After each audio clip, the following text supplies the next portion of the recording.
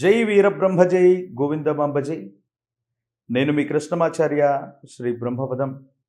నరఘోష, నరదిష్టి, నరపీడ, ఈ విషయాల గురించి మనం ఎక్కువగా వింటూ ఉంటాం, చూస్తూ ఉంటాం.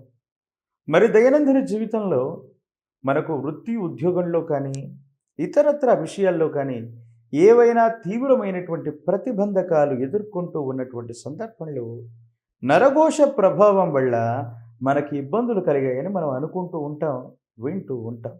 ఒకవేళ వ్యక్తిగతమైనటువంటి జీవితంలో ఉన్న ఫలంగా మీరు ఉన్నతమైనటువంటి స్థాయికి వెళ్తూ వెళ్తూ క్రింద పడ్డా, అంత ఉన్నతమైనటువంటి స్థాయి నుంచి కూడా మీ వృత్తి ఉద్యోగం వ్యాపారం తిరోగమన దిశలో ఉన్న మనం అనుకుంటూ ఉంటాం, నరఘోష, నరదిష్టి, నరపీడ ప్రభావాల వల్ల ఇబ్బంది ఏర్పడింది. అసలు నరదిష్టి అంటే ఏమిటి, నరఘోష అంటే ఏమిటి, నరపీడ అంటే ఏమిటి అన్నటువంటి విషయాల గురించి కాస్త అర్థవంతంగా మనం మాట్లాడుకుందాం. ఎవరైనా సరే మిమ్మల్ని కానీ, మీరు ఉపయోగిస్తున్న విలువైనటువంటి వస్తువులను కానీ, గృహోపకరణాలు కానీ, ఇల్లు, వాహనం ఇత్యాది వస్తువులని, అంటే మీ చుట్టూ ఉన్నటువంటి భౌతికపరమైనటువంటి సంపదను చూసి అసూయ కలిగి వాళ్ళకి లేవన్నటువంటి భావన చేత ఆందోళన పడుతూ మిమ్మల్ని చూస్తారే చెడు భావంతో, దాన్ని నరదిష్టి అంటారు. ఈ నరదిష్టి వల్ల ఏమిటయ్యా జరుగుతాయంటే, ఉన్న ఫలంగా వాహనాలకి ప్రమాదాలు జరుగుతూ ఉండటం, లేదా పదే పదే రిపేర్లు రావటం, ఇంటికి సంబంధించిన విషయంలో కూడా చాలా మరమ్మతులు చేయవలసిన పరిస్థితి ఏర్పడటం, మానసికంగా అశాంతికి లోనవుతూ ఉండటం, ఇంట్లో అద్దాలు పగులుతూ ఉండటం, విద్యుత్ దీపాలు పగిలిపోతూ ఉండటం, ఎక్కువగా ఇంటికి సంబంధించిన వాహన సంబంధమైన భౌతికపరమైనటువంటి అంశాలు, అంటే మొబైల్ ఫోన్లు పగిలిపోవటం, బంగారు వస్తువులు జారి ఎక్కడో పడిపోవటం, వీటిని పోగొట్టుకోవటం, మానసికంగా ప్రశాంతత లేకుండా పోవటం అన్నటువంటివి నరదిష్టి ప్రభావాల వల్ల కలుగుతాయి. ఎవరైనా మిమ్మల్ని అభినందించినట్టుగా మీ ఫోన్ చాలా బాగుంది, మీ వాహనం చాలా బాగుంది, మీ ఇల్లు చాలా బాగుందని పైకి మెచ్చుకుంటూనే మనసులో ఏదో తెలియని తీవ్రమైనటువంటి అసూయ చేత ఆ చెడు దృష్టి కనుక మన మీద పడితే, వారు ప్రశంసించినటువంటి మరుసటి నిమిషమో, మరుసటి రోజో, మరుసటి ఒక నెల రోజుల లోపల ఇబ్బందులు కలిగినటువంటి దాఖలాలు కొన్ని చూస్తూ ఉంటాం. వీటిని నరదిష్టి ప్రభావాలుగా మనం చెప్పచ్చు. ఇది మొదటిది.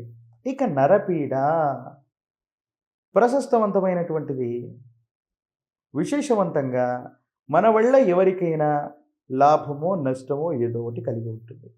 మనం మంచి చేయడానికి ప్రయత్నం చేసినా వాళ్ళ దైనందిన జీవితంలో మంచి కలగకపోగా, లేదా ఏ కారణమైనా మనకు తెలియకుండా వాళ్ళకి ఇబ్బంది కలిగి ఉంటే, ఆహారాన్ని, నిద్రను మానుకొని అనుక్షణం కూడా వాళ్లకు వచ్చినటువంటి బాధకి, కష్టానికి, ఇబ్బందికి మనం మాత్రమే కారణమని అనుకుంటూ నిర్విరామంగా వాళ్ళు కనుక ఎంతో ఆందోళన చెందుతూ ఉన్నట్టయితే, దీన్ని నరపీడగా చెప్పవచ్చు.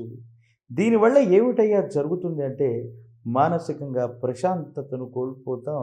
మన చుట్టూ భౌతికపరమైనటువంటి అంశాలు ఎన్ని ఉన్నప్పటికీ కూడా భార్య, భర్త, కుటుంబ వ్యవస్థ, తల్లిదండ్రులు, అన్నా చెల్లెళ్ళు, అక్కా తమ్ముళ్ళు, ఇలాంటి వ్యక్తులందరితో కూడా అనవసరంగా విరోధాలు వచ్చి, కుటుంబ వ్యవస్థతో మానసిక సంబంధమైనటువంటి విషయాల్లో కమ్యూనికేషన్స్ గ్యాప్స్, అంటే అభిప్రాయ భేదాలుగా చెబుతాం. ఈ అభిప్రాయ భేదాలు అన్నటువంటివి అధికంగా వస్తూ ఉండటానికి కారణమైనటువంటిది ఈ నరపీడ. ఇక మరొకటి నరఘోష.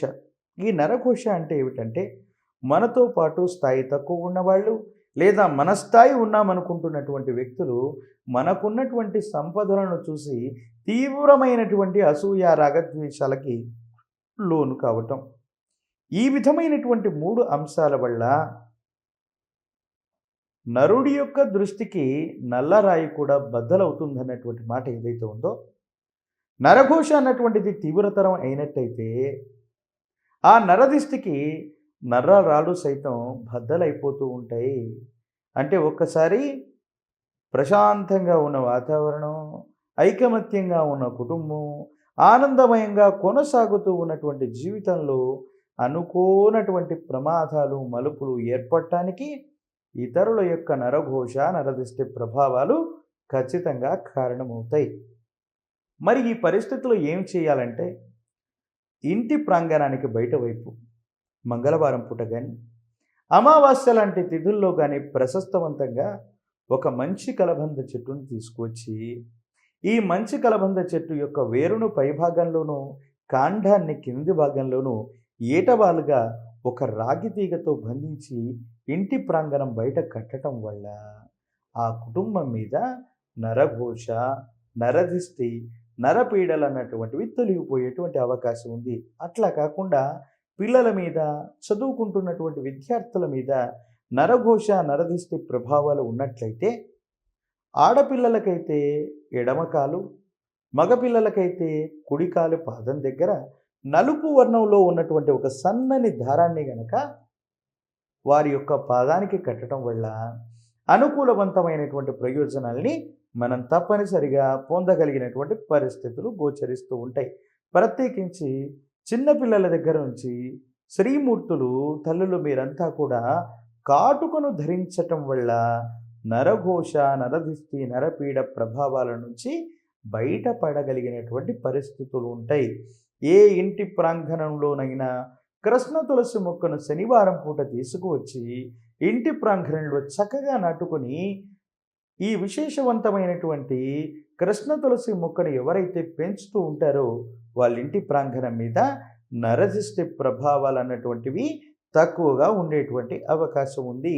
ఉదయాన్నే శిరస్నానం చేస్తూ ప్రశస్తవంతంగా సూర్యనారాయణమూర్తిని ధ్యానిస్తూ సూర్య భగవాన్ని చూస్తూ ఓం ఆదిత్యాయ నమః, ఓం ఆదిత్యాయ నమః, ఓం ఆదిత్యాయ నమః అంటూ 12 సార్లు స్మరిస్తూ ఆ సూర్యకిరణాలు తాకేటువంటి విధంగా ఆ వేకువజామున నిద్ర లేచి శిరస్నానం చేసి సూర్యుడు ఉదయించేటువంటి సమయంలో సూర్యుడి యొక్క కిరణాలు మన శరీరం మీద పడుతూ కొన్ని సెకండ్లో నిమిషాల్లో ఉన్నట్టయితే శరీరం మీద ఉన్నటువంటి వివిధ రకాలైన గ్రహపీడలు, నరఘోషలు, నరపీడలు, నరదిష్టి ప్రభావాలు ఇవన్నీ కూడా తొలగిపోయేటువంటి అవకాశం ఉన్నది.